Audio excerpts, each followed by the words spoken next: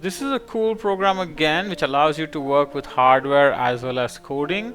We are going to use something called the Sense Hat, and the Sense Hat has a bunch of LEDs on it and a bunch of sensors and also a joystick. It opens up a possibilities to build all kinds of things, but the one that we're focused on right now is using the sensors and displaying those results on the LED matrix. So you can see here we have three readings. We have a pressure, we have humidity and temperature. So the program is very simple. We initialize the sense hat and then read the values from the three sensors.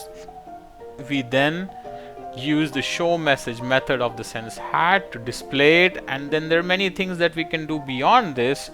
We can change the text color, the scrolling speed. We can also make sure to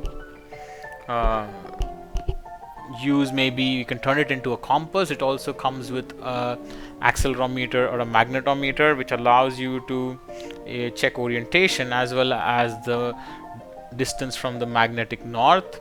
So there are many other projects that you can also build once you created something like this. It's a good way to get started with understanding the sense hat and working with sensors, and also a fun coding project.